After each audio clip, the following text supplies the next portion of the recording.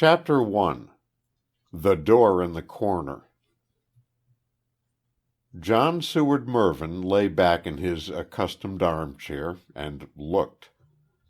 The room was of medium size, partly paneled, and partly hung with dark red papering. It was low ceiled, and the bending beams between the strips of whitewash were almost black. This added to the gloominess of the apartment, whether by day or night. And now it was night. To be precise, it was the stroke of midnight. A bright fire glowed and flared in the wide, old-world chimney grate, but even this failed altogether to dispel a certain suggestion of the hauntings of vague, shadowy evil influences that seemed to be in the atmosphere. The lamplight, too, was cheerful enough, and yet not. It would have been anywhere else, but here it seemed that any element of cheerfulness must somehow infallibly miss its way. The moan of the winter wind surged around the gables of the old house, rising now and then to a most doleful howling, and within, beams and rafters cracked, breaking out loudly in new and unexpected places. Also in a manner somewhat nerve-trying to one who sat there in the ghostly midnight solitude, as this one sat, and he was in the full consciousness that for years and years past nobody had been found to inhabit this house even rent-free, and for the sole consideration of residing within the same. And he was trying the experiment. John Seward Mervyn was a man who prided himself on being an absolute and cynical skeptic with regard to the supernatural, and he was poor. Dreadful tales were afloat with regard to this particular tenement, but at such he laughed. Nobody had been able to inhabit it even for weeks. Several had made the attempt, allured by the inducement of rent-free. They had remained just long enough to begin to congratulate themselves upon such a find, and then out they had gone, bag and baggage, without so much as a day's notice. Several in succession, and what they had seen, or heard, somehow or other none had been willing, or able, to disclose. But the present occupant had been in possession for some months, to the marvel of the neighborhood. Now he sat there at dead midnight in absolute solitude. Not a soul was within call. The nearest habitations were 2 or 3 laborers' cottages on the further side of a wooded hill. His thoughts were of the past, and they were not pleasant. Those of the past seldom are. A couple of pipes were on the table at his elbow, and a tobacco jar. Likewise a square whiskey bottle, a siphon, and a tumbler, but of this he had partaken but little. But somehow he felt his solitude tonight as he had never felt it since he had entered on possession. Tonight he felt he would have given something for human companionship in almost any shape. The winter wind howled without, not loud but inexpressibly dismal. And he sat and looked. Looked at what? In a corner of the room was a door, a massive door. It had a curious old-world wrought-iron handle, and at this he was looking, gazing, in fact, more than intently. Was it slowly turning? He could have sworn that it was. Well, what then? The door was securely locked, the key was in a very safe place, and the door led nowhere and from nowhere. It led, in fact, to a vault-like underground cellar whose solid walls were totally devoid of outlet. When he had entered on possession he had exhaustively verified this, and having thus satisfied himself, had laughed all the startling and shadowy possibilities which popular report ascribed to the place to utter scorn. And yet, now tonight, he could have sworn that the handle of this door was slowly turning. To anybody less skeptical, less unaffectedly and whole-souledly skeptical, there was that in the conviction which would have set up a blood-chilling, hair-raising effect.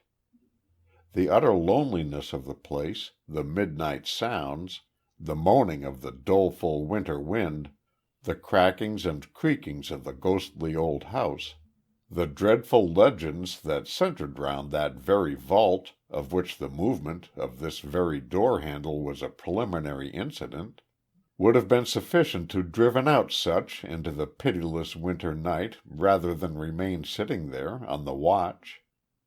On the watch for what?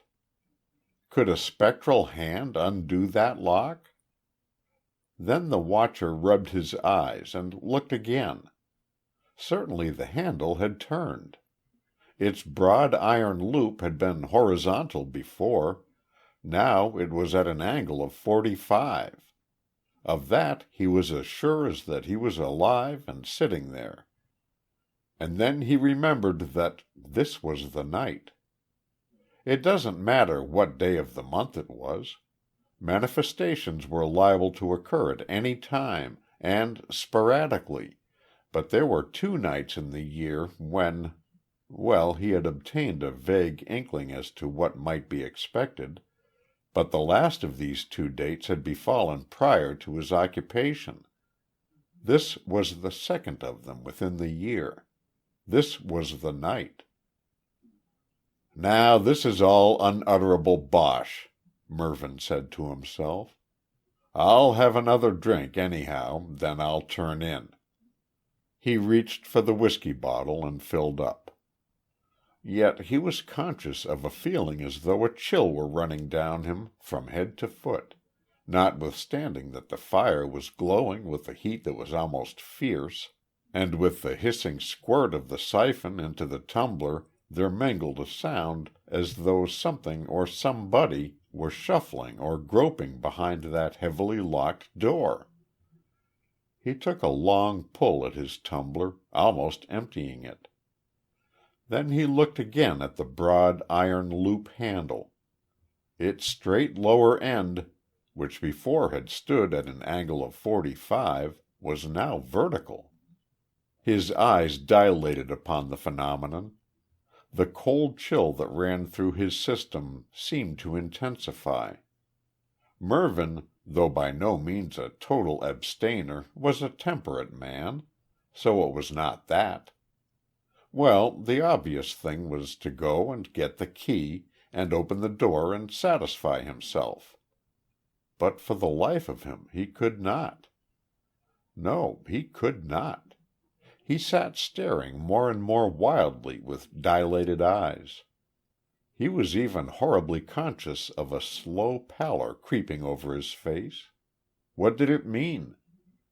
The whole atmosphere of the room seemed charged with some evil influence. An owl hooted melodiously outside. It was answered by another. This seemed in a measure to break the spell, for he loved birds and bird voices, and the hooting of owls in the dark woods overhanging the long lake-like pond behind his dwelling was a sound that often drew him forth on moonlight nights to stand on the sluice and listen for an hour at a time. There was to him nothing boding or sinister in the voices of the night birds, any more than there was in the jubilant shouts of the cuckoo by day, or the twanging of the nightingale. He looked again. Certainly that door handle was moving, and it could be moved by no mortal hand. Yet, to make sure, he found his voice. "Anyone there?" he called. And as he did so he was conscious of a suspicion of a quake in his voice.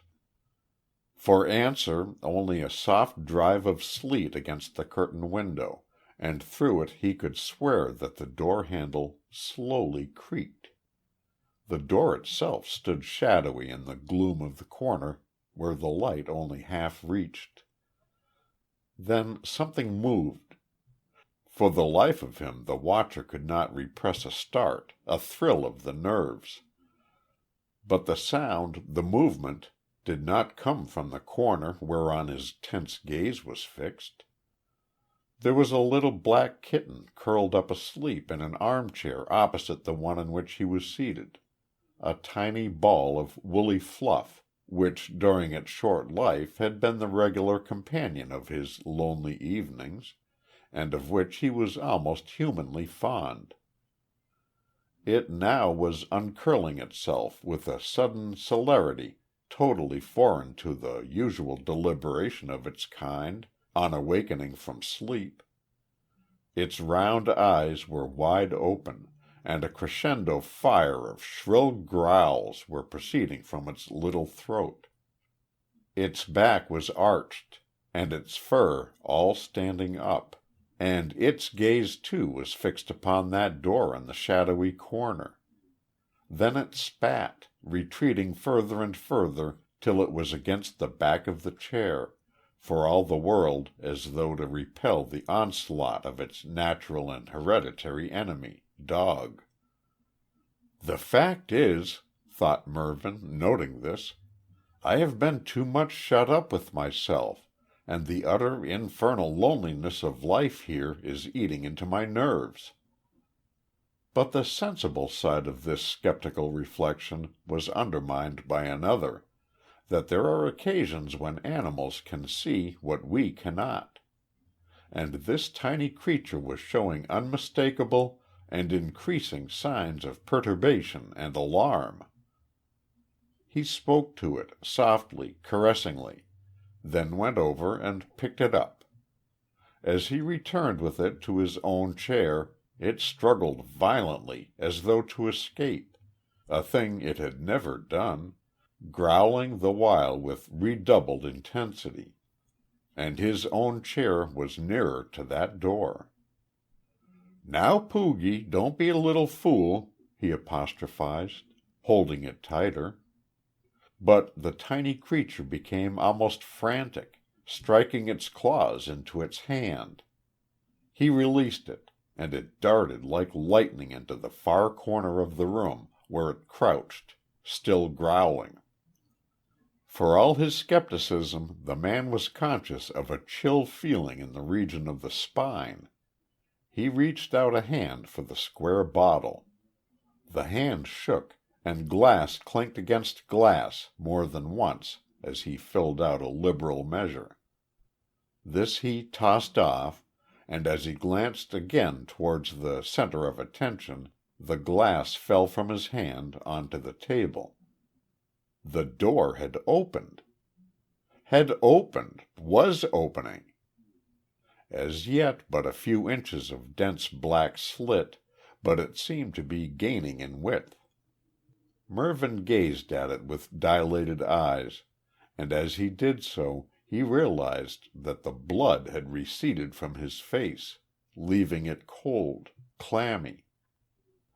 What on earth, or beyond the earth, could have opened that door, secured as it was with a solid lock, the key of which was at that moment safe within one of the drawers of his writing table?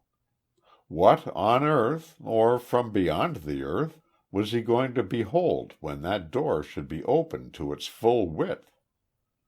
Moved by a natural instinct of material defense, he backed towards the fireplace, still without taking his gaze from that slowly opening door, and bent down as though to seize the poker, but refrained, as the conviction flooded his mind that whatever it might be that he was about to meet, certainly no material weapon would be available against it.